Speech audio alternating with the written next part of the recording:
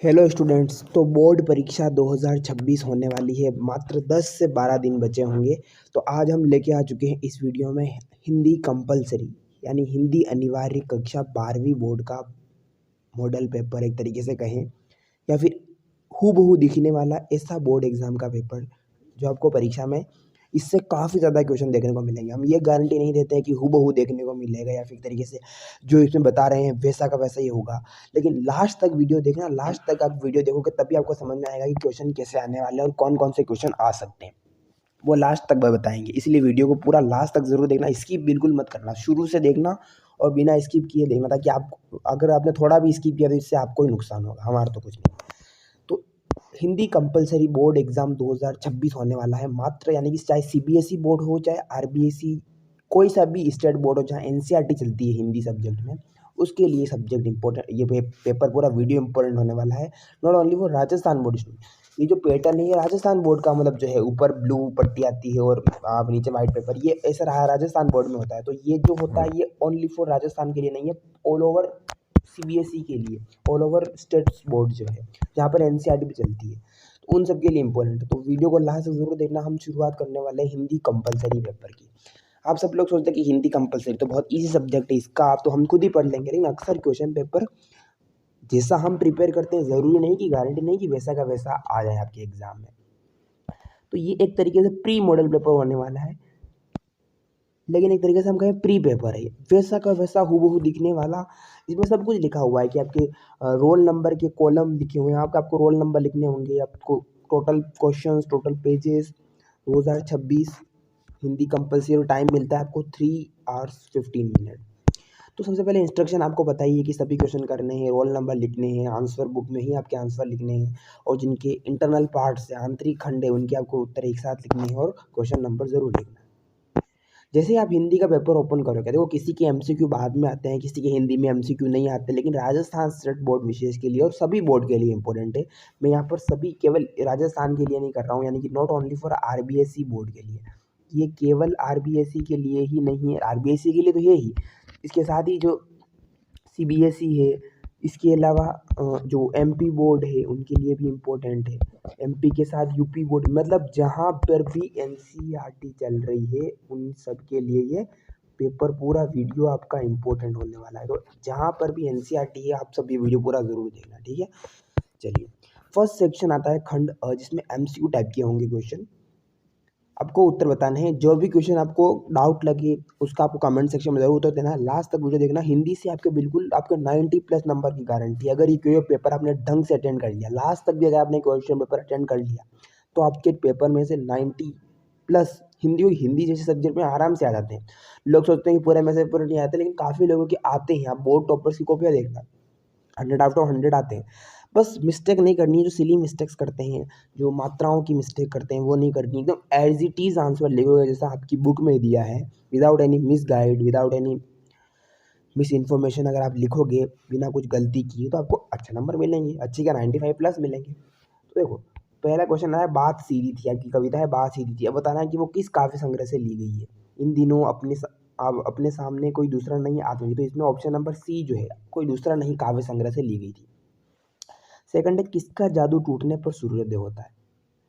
बताना है कि किसका जादू टूटने पर सूर्योदय होता है। अब यहाँ पर ऐसे क्वेश्चन बहुत कंफ्यूजिंग है। क्या प्रातःकाल का, प्रातःकाल ही उषा है, याद रखना। भोर, देखो भोर, प्रातःकाल, उषा, ये क्या अलग अलग चीज़ है। संध्या, संध्या तो नहीं हो जाएगा, क्योंकि जादू, सूर्योदय का जादू टूटेगा तो सूर्योदय कब होता है, सुबह होता है, इसका मतलब संध्या वाला तो गलत हो जाएगा। और आपको आपके बुक के अकॉर्डिंग चलना है, ना कि इसके अकॉर्डिंग। तो बुक में उषा का जादू टूटने पर क्या होता है, सूर्योदय होता है। उषा आपकी कहानी है ना, सही कहानी, क्या कविता है ना उषा कविता, उससे क्वेश्चन आया है। फिराक गोरखपुरी की जो आपकी रुबाइयाँ हैं, गज़ल है, उन्हें बताना है कि रुबाई में हिंदी का रूप दिखता है। कौन सी हिंदी दिखती है, क्या धार्मिक हिंदी, सामाजिक या चमत्कारी या घरेलू। तो घरेलू हिंदी का जो रुबाइयों की जो उम, फिराक की रुबाइयों में हिंदी का घरेलू रूप दिखता है। अगला क्वेश्चन पे आ जाइए, बाजार दर्शन जो आपका पाठ है वो क्या है। वो आपको सबको पता है, निबंध है। बाजार दर्शन एक बहुत बड़ा बाजारी की पाश्चात्य सभ्यता पर, वेस्टर्न कल्चर पर कटाक्ष किया गया है जैनेंद्र कुमार जी द्वारा। तो बाजार दर्शन जो है ये पाठ निबंध की विधा है, जिसमें एक तरीके से कैसे बाजारी जो संस्कृति है हमें कैसे हमें आकर्षित करती है ग्राहकों को, और मन खाली होता है, जेब भरी होती है, या फिर जेब भरी होती है, जेब खाली होती है, मन भरा होता है, तो भी एक तरीके से वस्तुएं कैसे आकर्षित करती है, कब करती है, बाधा का जादू हमें कब अपनी ओर खींचता है, वो आपका तो निबंध है वो एक तरीके से। क्या है वो, विधा जरूर पूछता है। कालजयी अवधूत, कालजयी का मतलब काल को जीतने वाला, अवधूत की भांति मतलब जो काल को भी जीत ले, वो अजेयता। अजेयता का मतलब जिसको जीता ना जा सके। मंत्र प्रचार कौन करता है, शीरीष करता है, कुटच करता है, पुन्ना करता है या हमलदार, तो शीरीष, बुक के अकॉर्डिंग चलना है, शीरीष। यही सेम टू सेम जो लाइन अगर हिंदी लिटरेचर के पेपर में पूछी जाती है आपकी, अगर आपकी हिंदी साहित्य आप समझ सकते हो, उसके नहीं है वो थोड़ा स्किप कर सकता है कि हिंदी साहित्य में कुटज आता है, तो कुटज की भी सेम है। कुटज भी वही पौधा है जो शीरीष की भाई, उसकी जो उसी वही है, मुश्किलों में खड़ा रहता है, कठिन एक तरीके से विषम परिस्थितियों में भी अजेयता का प्रचार करता है, जीवन को उत्साहित करता है, हिंदी साहित्य के भीतर। लेकिन हमारा अनिवार्य है तो शीरीष आपको टिक करना है। अगला क्वेश्चन है भक्तिन, जो चैप्टर है आपका महादेवी वर्मा का। भक्तिन ने महादेवी को क्या बना दिया था, शहरी बना दिया था, असभ्य बना दिया था, परित्यागी बना दिया, देहाती, तो और अधिक देहाती बना दिया था। मतलब भक्तिन के आने से महादेवी वर्मा भी देहाती हो गई थी, खुद में उनके साथ कनेक्टेड महसूस करती थी। भाषा की मौखिक ध्वनियों को व्यक्त करने के लिए वर्तनी चिन्ह क्या कहलाते हैं। अब भाषा की जो ओरल जो वॉइसेस होती हैं, मौखिक मुंह से जो बोलते हैं, उसको व्यक्त करेंगे तो उसको लिखेंगे तो वो क्या बोलेंगे, उसको हम लिपि बोलेंगे ना। भाषा के मौखिक ध्वनि को व्यक्त करने के लिए वर्तनी चिन्ह लिपि कहलाते हैं। व्यक्त वाणी नहीं है, लिखित भाषा नहीं, मौखिक पूछ रहा है। अगला है डीड। देखो पारिभाषिक शब्द जरूर पूछते हैं हिंदी में, काफी लोगों को कंफ्यूज कर सकते हैं, कुछ भी पूछ सकते हैं। इसमें जो हिंदी के जो ऐसे वर्ड ही पूछेंगे, याद रखना, हम हर कुछ में पढ़ने बना, ऐसा नहीं A to Z आप पढ़ो वर्ड। जो हिंदी का मतलब जो प्रशासनिक, जो एडमिनिस्ट्रेशन जो वर्ड है, जो ऑफिसों में यूज होते हैं, जैसे कि प्रकार से नोटिफिकेशन है, गजट है, टेंडर है, कॉन्ट्रैक्ट है ना। एक तरीके से इसमें पूछा डीड। डीड क्या होता है, पदावनत है, डीड क्या है, विलेख होता है। मतलब एक तरीके से जो हस्ताक्षरित एक तरीके से डॉक्यूमेंट्स होते हैं, कानून होते हैं, जो एक तरीके से विलेख पहले ही ऑटोमेटेड लिखित होते हैं डीड का। अगला क्वेश्चन है लीनियर, एक रेखीय माध्यम आपका रेडियो हो जाएगा, मतलब जिसमें एक वन लाइनर एक तरीके से होता है। किसी भी खबर को पूर्णता के साथ, देखो ये क्वेश्चन कंफ्यूज करेगा। एंकर बाइट किसे कहते हैं, एंकर विजुअल का मतलब ग्राफिक्स में दर्शाना, ड्राई एंकरिंग क्या है, और एंकर पैक। तो एंकर जो पैकेज है, पैकेज मीन्स पूरा, पैकेज मीन्स पूरा, तो पूरा कब होगा, जब पूर्णता के साथ पेश करेंगे। तो ये वाला आपको ऐसे याद रखना है कि जब भी आपको पूरा पूछे तो आपको इस तरीके बताना है कि अगर पूरी तरीके से आपको पूछ रहा है तो एंकर पूर्णता के साथ पेश करना, एंकर पैकेज। यशोधर बाबू किनके मानस पुत्र कहलाते थे, कृष्णानंद के। अतीत में दबे पांव के लेखक कौन है, आपका जो है ओम थानवी जी का अध्याय हड़प्पा सभ्यता का। अगला है रिक्त स्थान, 6 नंबर दिलवाएंगे, कुछ भी नहीं करना है, बस बेसिक नॉलेज पता होना चाहिए कि स्थायी भाषा का अन्य नाम, स्थायी भाषा का अन्य नाम क्या है, बताओ। स्थायी भाषा का अन्य नाम जो है वो है बोली। पर्यवेक्षक, देखो वापिस आ गया, मैंने बोला जो ऑफिस में यूज होते हैं, पर्यवेक्षक का मतलब होता है सुपरवाइजर। सुपरवाइजर लिखो आप, ऑब्जर्वर लिखो, है ना, ऑब्जर्वर लिखो या सुपरवाइजर लिखो, मैं शॉर्ट में लिख रहा हूँ, आप समझ जाना। तो सुपरवाइजर लिखो, ऑब्जर्वर लिखो, एक ही मतलब, दोनों सही हो जाएंगे। राजेश का पुत्र तो ऊंट हो गया, किसी भी लक्षण को बताए, ऊंट का लक्षण, ऊंट का मतलब ऐसा नहीं राजेश का पुत्र ऊंट बन गया, ऊंट मीन्स बहुत लंबा। ऊंट क्या होता है, बहुत लंबा होता है। तो यहाँ पर लंबाई का दर्शाया गया और लंबा एक लक्षण बताया गया है, तो कौन सी शब्द शक्ति है, तो यहाँ पर जो है शब्द शक्ति हो जाएगी लक्षणा। लक्षणा, अभिधा और व्यंजना, 3 शब्द शक्तियाँ हैं आपको। जहाँ व्यंजना जो है वो शब्द पर आश्रित है, या देखो शब्द पर आश्रित है, वो शाब्दी व्यंजना हो जाएगी। कौन सी शब्द, कौन सी व्यंजना हो जाएगी, शाब्दी, यानी शब्द आधारित, शब्द पर आधारित हो, अर्थ पर आधारित हो तो आर्थी व्यंजना। बिल, इसको ध्यान से पढ़ना, बिल विचार प्रविशन लाग्यो नाग शुड में व्याल, यानी कि बिल को समझकर एक तरीके से उसको प्रविशन लग गया नाग शुड में व्याल, यानी कि नाग जो है वो बिल समझकर उसमें घुसने लगा, काली ईख समझ गया, गन्ने, गन्ना, गन्ना है ना, ईख, ईख मतलब गन्ना, यानी कि गन्ना जो पोला जो गन्ना होता है जिसमें छेद होता है, तो गन्ने को बिल समझकर उसमें घुस गया और उसको तत्काल उठा लिया। नाग ने गन्ने को बिल समझकर उसमें घुस गया, इसको मतलब क्या हो गया, उसको भ्रम हो गया, उसने उस आचरण भी कर दिया। तो कौन सा अलंकार हो गया, भ्रांतिमान। बहुत ही अच्छी और बहुत ही इजी हिंदी है, आपको बस समझ में आना चाहिए। हाँ, भ्रांतिमान अलंकार। जहाँ एक ही शब्द के अनेक अर्थ प्रकट हो वो कौन सा अलंकार है, श्लेष। अब इसमें कंफ्यूज नहीं होना, एक ही शब्द के अनेक अर्थ प्रकट हो वो श्लेष अलंकार है, और जहाँ अलग अलग शब्द के अलग अलग अर्थ प्रकट, मतलब एक ही शब्द के अलग अलग, एक ही शब्द के अनेक अर्थ प्रकट हो वो उसका तो श्लेष अलंकार होगा। लेकिन जहाँ शब्द जो है वो अलग अलग आए लेकिन उनके अर्थ जो है वो भी क्या हो गया, दोनों जगह अलग अलग अर्थ प्रकट हो, तो इसलिए यमक हो जाएगा उसमें। अगला क्वेश्चन है, अब आपको अपठित जो गद्यांश आ जाएंगे वो आपको एक तरीके से करने। अपठित गद्यांश में क्या होता है, इसमें अपठित गद्यांश में आपको एक तरीके से सबसे पहले आपको पढ़ना पड़ेगा, मैं पढ़ के नहीं बताने वाला हूँ आपको, इसको आप पढ़ोगे तो पता चल जाएगा किसके बारे में, प्रेम की बात बता रहा है कि प्रेम का अर्थ क्या है, देखो प्रेम का बता रखा है, तो आप इसको लास्ट तक पढ़ोगे, इसको आप खुद पढ़ सकते हो रोक के। इसके बाद आपको आंसर देना है, इसमें जो क्वेश्चन आपको शीर्षक वाला बताना है ये तो आपको इसमें मिल जाएगा, लेकिन शीर्षक पूछे तो इसका आप लिख सकते हो कि वास्तविक अर्थ में प्रेम है, या फिर प्रेम का एक तरीके से वास्तविक अर्थ है क्या है, तो वो एक तरीके से इसका क्या हो जाएगा, शीर्षक हो जाएगा। हाँ, वास्तविक अर्थ में प्रेम। अगली देखो, इस हिंदुस्तान की माटी की महिमा अपरंपार है, गौ गंगा गीता से निर्मित इसका श्यामल सहार है, परम पूज्य व पाप हारिणी गौ गंगा और गीता है, तरन तारिणी मोक्षदायिनी तीनों परम पुनीता है, रोम रोम में देव रमे हूँ ऐसी पवित्र गौ माता है। गौ महिमा इतना पता चल गया, गौ महिमा। चार धाम का पुण्य भी गौ सेवा से मिल जाता है, जो इनकी सेवा करके भव सागर तर जाते हैं, वेद पुराण उपनिषद भी इनकी महिमा बतलाते हैं। सकल पदार्थ दूध दही घी औषधि गुणकारक है, स्वास्थ्य प्रदायक मंगल कारक समुद्र रोग निवारक है।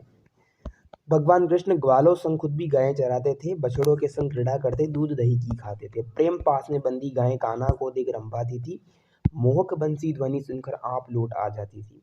गौ सेवा का पुण्य प्रताप ऋषि मुनियों ने भी गाया है, गौ माता के आगे खुद भगवान ने शीश नवाया है।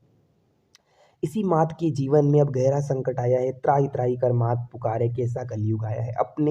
अपने ही पुत्रों के आगे दर दर आज भटकती है, पेट पालने को गौ माता तृण को आज तरसती है। कुछ अधम नीच निशाचर आज हमको आज लटा रहे, 63 कामी पापी पिशाच गैया को आज कटा रहे। घनघोर पिशाच प्रकृति अब यहाँ दिखाई देती है। कौन सी प्रवृत्ति दिखाई देती है, पिशाच। कौन सी पिशाच प्रवृत्ति, घनघोर पिशाच प्रवृत्ति अब यहाँ दिखाई जाती है। झुंड झुंड में गायें आज आरों से कटाई जाती है। बहुत ही भावुक पद्यांश। इसका शीर्षक आराम से लिख सकते हो, इसका शीर्षक है गौ महिमा, गाय का महत्व, है ना। तो डरना नहीं है, आराम से सबसे पहले पढ़ना है बिना प्रेशर के और समझना है, आपको उत्तर मिल जाएगा। अगला खंड ब आ जाता है, जिसमें छोटे छोटे क्वेश्चन 40 वर्ड में, मतलब 4 लाइन में आपको उत्तर, 5-6 लाइनों में। रेडियो समाचार लेखन की प्रमुख बुनियादी बातें मीन्स कैरेक्टरिस्टिक्स, रेडियो समाचार लेखन की विशेषताएं बतानी है, क्या क्या आपको बातें ध्यान में रखनी चाहिए। पतंग कविता जो है, इसमें पतंग के बहाने किन किन उमंगों का सुंदर चित्रण किया गया है वो आपको बताना है। पहलवान की ढोलक किस प्रकार अपनी आवाज़ से मृत गाँव में संजीवनी भरती थी। पहलवान की ढोलक एक ऊर्जा भर देती थी, सुबह सुबह उठते ही लोगों के मन में एक क्रांति का संचार कर देती थी, वो समन्वय स्थापित करती थी। वो क्या, एक मरे हुए गाँव को, जहाँ गाँव बीमारी से पीड़ित था, वो पहलवान की ढोलक उनको मोटिवेट करती थी। कैसे करती थी बताना है आपको। सिल्वर वेडिंग वाले दिन यशोधर पंत को क्वार्टर पहुंचकर धोखा क्यों हुआ, क्यों चौंक गए थे क्वार्टर पहुंच के यशोधर बाबू पंत। मोहनजोदड़ो की ग्रिड प्लान पर टिप्पणी लिखी है। ग्रिड जो प्लान की जो सड़क पद्धति है, ग्रिड प्लान समकोण पर काटती है, बतानी है आपको। सेक्शन सी, बड़े बड़े क्वेश्चन आ जाते हैं इसमें। ऑप्शन आइए, जगजीवन से पूरी तरह निरपेक्ष रहना संभव नहीं, आत्म परिचय कविता के आधार हरिवंश राय बच्चन। कि जगजीवन से यानी कि जीवन से पूरी तरह से अलग रहना, तटस्थ रहना संभव नहीं, इस कथन को स्पष्ट करना है। या फिर लक्ष्मण मूर्छा प्रसंग ईश्वरी राम का पूरी तरह से मानवीकरण प्रकट करता है, यानी कि भगवान राम मानवीकरण, मानव की तरह रोते हैं, पीड़ा व्यक्त करते हैं लक्ष्मण के मूर्छित होने पर। वो जानते हैं वो भगवान है, कृपालु है, उसके बावजूद भी वो एक मानव की तरह रिएक्ट करके, मतलब ऐसे रीड कर देते जैसे उनको कुछ पता ही नहीं है। तो कैसे ईश्वरी राम का मानवीकरण कर देता है, इसे आप कहाँ तक सहमत, तर्क दीजिए। बहुत ही लक्ष्मण मूर्छा प्रसंग जो चैप्टर है आपका बहुत इंटरेस्टिंग है। डॉक्टर भीमराव अंबेडकर द्वारा प्रतिपादित आदर्श समाज, डॉक्टर अंबेडकर ने जो आइडियल सोसाइटी के जो तत्व बताए थे, एलिमेंट्स बताए थे, वो आज के दौर में वर्तमान परिप्रेक्ष्य में कहाँ तक प्रासंगिक है, समझाने हैं। समानता, स्वतंत्रता, भाईचारा जो उन्होंने बताए थे। एक आदर्श समाज में क्या क्या गुण होने चाहिए, जाति प्रथा को बिल्कुल ही खत्म कर देना, कास्टिज्म जो है वो आज भी क्या प्रासंगिक है, कहाँ तक है, बताना है आपको। भक्ति पाठ का मूल भावना शब्दों में लिखना है, या फिर जूझ पाठ में देखो, जो आपकी अलग बुक है ना, जो छोटी बुक है, एक तो आपकी आरो है वितान, वितान वाले, उसमें बड़े क्वेश्चन आएंगे। लेखक की पारिवारिक स्थिति सुदृढ़ नहीं होने के बावजूद भी लेखक संघर्ष करके साहित्य संगीत में निपुण होता है, कथन को वर्तमान परिप्रेक्ष्य में सिद्ध करते हुए तर्क दिए। ऐसे ही क्वेश्चन आएंगे हिंदी में वर्तमान प्रासंगिक में। देखो भीमराव अम्बेडकर का आपका वर्तमान पूछ सकता है, ये भी पूछ रहा है देखो कि मतलब देखो भीमराव अम्बेडकर वर्तमान परिप्रेक्ष्य पूछ रहा है। इसके अलावा जूझ कहानी में कैसे एक बालक जो है अपने संघर्ष करके उसके पिता उसको एक तरीके से वो एक तरीके से नहीं करते तो उसको कैसे पढ़ाई के लिए मोटिवेट करके जाता है, स्कूल की कक्षा में उसका कैसा मन लग जाता है, कैसा वो धीरे धीरे फेवरेट स्कूल स्टूडेंट बन जाता है, वर्तमान में आपको कैसे मोटिवेट करता है वो आपको बताना। या फिर इसमें अथवा में आप ये भी लिख सकते हो कि सिंधु घाटी सभ्यता समृद्ध होने के बावजूद भी भव्यता और आडंबर से रही थी, इतनी समृद्ध थी फिर भी इसमें आडंबर दिखावा नहीं था, सिद्ध कीजिए। अगला है यशोधर पंत के व्यक्तित्व की प्रमुख विशेषता लिखते हुए उनकी तकिया कलाम को, तकिया कलाम का मतलब क्या था, समहाउ इम्प्रॉपर एक तरीके से था। मोहनजोदड़ो में महाकुंड की विशेषता उनके महत्व को वर्णन कीजिए। तो ये जो हो गया फीचर लेखन और समाचार लेखन में प्रमुख अंतर स्पष्ट कीजिए। फीचर जो अभिव्यक्ति के माध्यम की बुक है, फीचर लेखन और समाचार लेखन में क्या क्या डिफरेंस है उनको डिफरेंशिएट करना है आपको। और शिक्षा के बढ़ते व्यावसायीकरण, privatisation of education, business of education एक तरीके से जो व्यवसायीकरण हो रहा है उस पर आपको आलेख लिखना है। आलेख अलग चीज़ है, फीचर अलग, फीचर आपने पढ़े होंगे हिंदी में, आपके ये पढ़ने चाहिए आपको नंबर। अच्छा कुछ लोग बोलते हैं कि अभिव्यक्ति और माध्यम तो बेकार की बुक है, उससे क्वेश्चन आता है। भाई क्वेश्चन आते हैं उससे बहुत ज़्यादा, लगभग 25 नंबर, 20 से 20 नंबर ज़्यादा। आपने देखा होगा कि 2-4 तो आपके फिल इन द ब्लैंक्स में आ गए, 2-4 मतलब 2 तो उसमें ऑब्जेक्टिव टाइप में आ गए, 3 तो एक फिलअप में आ गया, 4 तो ये आ गए, 4 नंबर का ये खुद ये आ गया, 8 नंबर का ये हो गया, ऊपर 2 और चले गए। कुल मिलाकर 20-15 नंबर के अगर आप मिल रहे हो बुक कोई भी फाड़ नहीं होगी। तो अभिव्यक्ति माध्यम बुक ज़रूर पढ़ें आप। जो आपकी बुक है ना अभिव्यक्ति माध्यम हिंदी, चाहे वो हिंदी साहित्य के लिए हो और इसके लिए, तो अभिव्यक्ति और माध्यम जो है वो आप ज़रूर पढ़ें। इससे आपके नंबर जो है वो एकदम बूस्ट हो जाएंगे हिंदी में। वरना इसको बिना पढ़े आप चाहे वो दोनों किताबें पढ़ लेना, आप ग्रामर मजबूत कर देना, कुछ नहीं हो पाएगा। हजारी प्रसाद द्विवेदी लेखक पूरे हजारी प्रसाद द्विवेदी का क्या पूछना है आपको, हजारी प्रसाद द्विवेदी या फिर कुंवर नारायण का जीवन परिचय लिखिए। हजारी प्रसाद द्विवेदी का कुंवर नारायण का जीवन परिचय। और सेक्शन डी आ जाता है व्याख्या। पद्यांश की पूछ रहा है कि आप जानते हैं कि रोचक बनाने के वास्ते हम पूछ कर उसको रुला देंगे, क्या क्या देखते ही पता चल जाना चाहिए किससे आया। किससे आया, कैमरे में बंद अपाहिज कविता से। किसकी है, रघुवीर साय जी की कविता कैमरे में बंद अपाहिज। ठीक है, कि कैसे कैमरे में अपाहिज को एक तरीके से मानवीय संवेदना मर जाती है और उससे ऐसे ऐसे क्वेश्चन पूछे जाते हैं जो उसको मतलब उसकी पीड़ा को और सुखाने के बजाय, उसको पीड़ा को कमज़ोर करने के बजाय उसकी पीड़ा को बढ़ावा दे देते हैं। तो ऐसे मीडिया पर व्यंग्य करते हैं रघुवीर सहाय जी कैमरे में दप्पा। इसकी व्याख्या करती हैं अथवा, अंगना अंग से लिपटे भी आतंक अंक पर काँप रहे हैं, धनी वज्र गजन से बादल त्रस्त नयन मुख ढाँप रहे हैं, ये विप्लव के बादल। किसकी कहा, कौन सी है, बादल राग। देखो पढ़ते ही याद आ जाना चाहिए, सोचना नहीं कि किसकी ये हो सकती है। बादल राग कविता किसकी है, देखो मुझे तो काफ़ी टाइम हो गया 12th पढ़े हुए, लेकिन आपको पता होना चाहिए अभी बादल राग कविता सूर्यकांत निराला की है ना। निराला जो जिसके भी एनसीईआरटी है उसके लिए बहुत इंपॉर्टेंट है। तो बादल राग कविता का आपको व्याख्या करनी है, या तो बादल राग की करनी है या कैमरे में दपाएगी, जो आपकी बहुत बेहतर तरीके से आप एक्सप्लेन कर सको, आपको डिटेल्स पता हो वही करनी है। सब फागालॉजी नहीं करनी है कि कुछ भी फाक रहे हैं हिंदी में तो कुछ भी लिख देगा, नहीं। नंबर कटेंगे point two point, number decided होते हैं। कितने नंबर, देखो देखो नंबर है 6, 2+4 लिख रखा है, क्यों 2+4 है, 2 आपके प्रसंग के होंगे और 4 आपकी व्याख्या के होंगे। उस प्रसंग में आपका सारा जो संदर्भ है वो आ जाएंगे, व्याख्या में विशेष भी आ जाएगा। गद्यांश के बाद पद्यांश के बाद गद्यांश की व्याख्या। मैं सोचता हूँ कि पुराने अधिकार लिप्सा ध्वनि संवल हो जाते, जरार मृत्यु की भी अब अति परिचित और अति प्रमाणित सत्य। तुलसीदास ने अफसोस के साथ मोहर लगाई थी कि किसके बारे में बता रखा, ये शीरीष के फूलों, देखो पढ़ लिया ना, इसलिए पूरा पढ़ना तभी जाके आपको समझ में आ जाएगा। शीरीष के फूलों जो है उसके बारे में बता रखा, शीरीष के फूल। किसका, शीरीष का फूल है हजारी प्रसाद द्विवेदी जी का है। अगला अथवा में करना है, लेकिन इस बार मैंने साफ कर दिया कि मुझे बाल्टी भर पानी। अच्छा ये बहुत फेमस है, मेंढक मंडली आ गया। कौन से कविता थी मेंढक मंडली वाली आपकी, बताओ। मेंढक मंडली वाली जो कविता थी, इंद्र सेना वाला जो चैप्टर था वो वाला जो इससे आपको लिए गए हैं काले मेघा पानी दे से, काले मेघा पानी दे। अब सबसे इंपॉर्टेंट हिंदी राइटिंग स्किल होनी चाहिए। हिंदी का आपको एग्जाम में तो आपको हिंदी में तो ये तो आनी ही चाहिए। देखो मानव संसाधन विकास मंत्रालय की ओर से भारत शासन सचिव राजस्थान जयपुर को सतत साक्षरता अभियान की सफलता को एक अर्धशासकीय पत्र लिखना है। अर्धशासकीय पत्र में क्या होता है, हाफ, आधा हम संबोधित करते हैं, आधा सरकारी रूप होता है। किसके विषय में लिखना है, किसकी ओर से लिखना है, जो लिखना है वो ऊपर मानव संसाधन विकास मंत्रालय की ओर से। आप मानव संसाधन विकास मंत्रालय हो, आपको लिखना है शासन सचिव राजस्थान जयपुर को लिखना है साक्षरता अभियान की सफलता के बारे में सजेशन देने के लिए। या फिर राजस्थान राज्य में पर्यटन उद्योग को बढ़ावा देने के लिए जिला पर्यटन केंद्र खोलने के संबंध में उप सचिव पर्यटन विभाग की ओर से एक नोटिफिकेशन जारी करना है। आपको पावर दे दी गई है, आप भले स्टूडेंट हो, आपको पावर दे दी है, पावर इतनी बड़ी दे दी कि आप राजस्थान के टूरिज्म डिपार्टमेंट में टूरिज्म उद्योग को बढ़ावा देने के लिए आप क्या लिखोगे, पर्यटन केंद्र खोलने के लिए मैं नोटिफिकेशन जारी कर रहा हूँ, आप डेप्यूटी सेक्रेटरी बन गए हो। इसके बाद निबंध है 300 वर्ड में। 300 वर्ड मीन्स लगभग 3 से 3.5 पेज। 300 वर्ड का मतलब होता है 2.5 से ज़्यादा 3 पेज सेफ रहेंगे बड़े बड़े, या पे एक तरीके से कहें 3 से 3.5, तो 350 ये वर्ड होते हैं। तो आप 3.5 पेज भरोगे तो आप सेफ में हो। कौन कौन से टॉपिक है, नए भारत क्या है, युवा वर्ग है, मेरी अविस्मरणीय यात्रा, मातृभाषा और उसका महत्व, और बेरोजगारी समस्या और समाधान। तो मेरे अकॉर्डिंग अगर आप बेरोजगारी पर लिखोगे तो आपको अच्छा एक तरीके से कॉन्टेम्पररी इशू है। बच्चों की तरह मत लिखना कि मेरी अविस्मरणीय यात्रा हम यहाँ गए थे, हमने ये देखा, वो खत्म हो गया। 5 नंबर का है और आपको निबंध अब तरीके से 12th में हुआ तो उसी अकॉर्डिंग लिखना है। तो ठीक है, ये था आपका हिंदी का पेपर। आई होप आपको पसंद आया होगा।